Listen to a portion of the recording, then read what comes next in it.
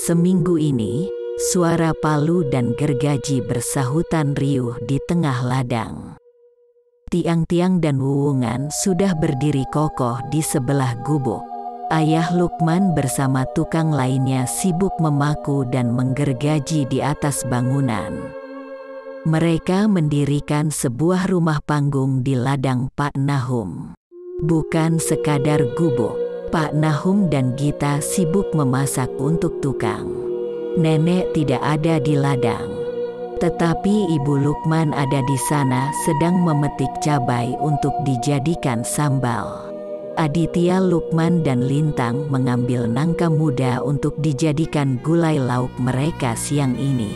Melihat Lukman terlahir sebagai tunarungu dan tunawicara, kita jauh lebih beruntung, bisik Aditya kepada adiknya Lintang.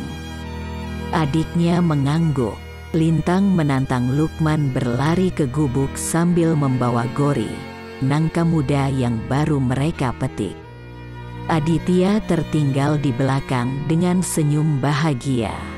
Semangat hidup dengan keberadaannya menjalari seluruh tubuh Aditya.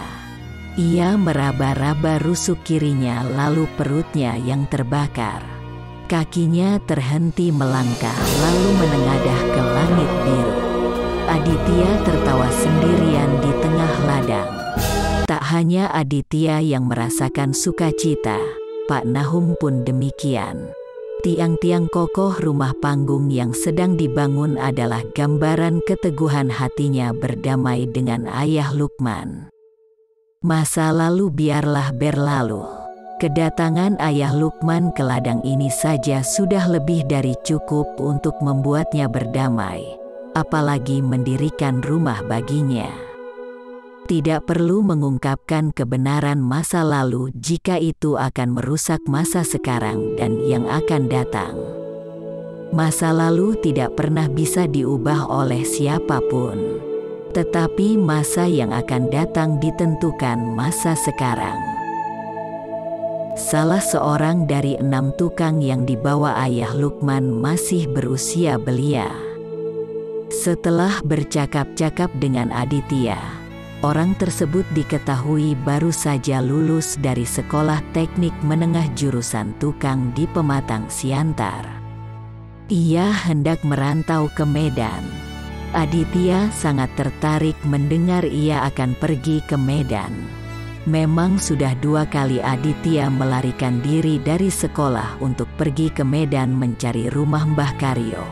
Namun tidak pernah berhasil ia ke sana. Yang pertama sekali, ia hanya sampai di Kaban Jahe, Tanah Karo. Dan yang kedua kalinya lebih jauh sedikit, namun hanya sampai di Brastagi.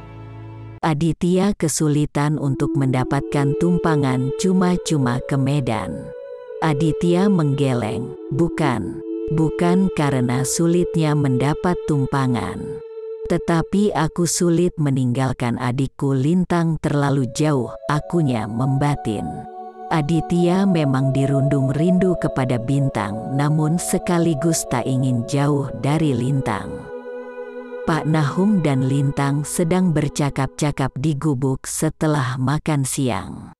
Mereka bicarakan tentang jumlah batang tembakau yang akan dipanen. Lintang mengalihkan jumlah batang dan rata-rata daun yang akan dipanen dari sana. Pak Nahum sangat senang membayangkan hasil panen sesuai perhitungan Lintang. Diam-diam ayah Lukman memperhatikan anak cerdas itu menghitung tanpa menuliskannya. Ayah Lukman kembali mengagumi kepintaran Lintang. Juga memuji ketulusan anak itu membantu Lukman membaca. Lalu, ayah Lukman pun meminta agar anak cerdas itu juga mengajari Lukman berhitung. Beberapa tukang sudah bertengger di atas kerangka bangunan. Dengan sangat cekatan para tukang berjalan meniti tiang dan kaso untuk memasang atap seng.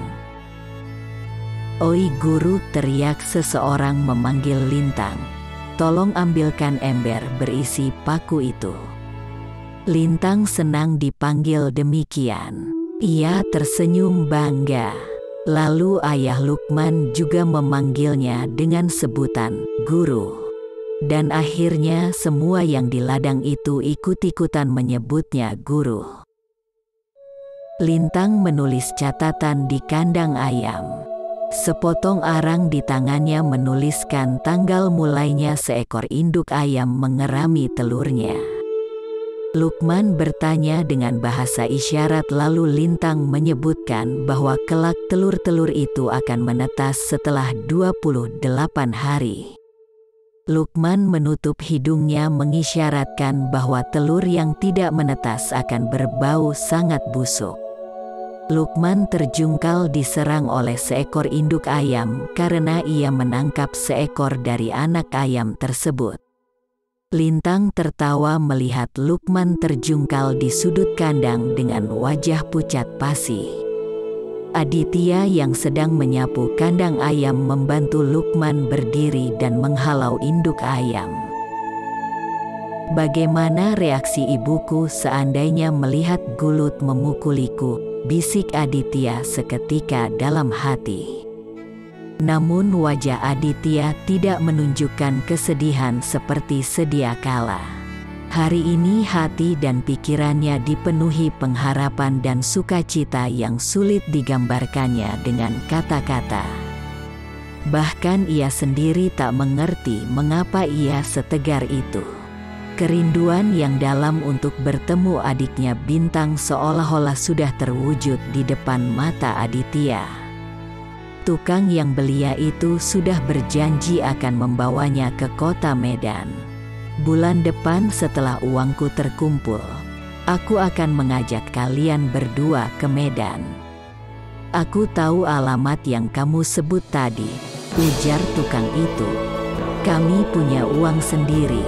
Kukumpulkan dari upah memanjat kelapa atau membelah kayu jika ada penduduk desa yang meminta jasa.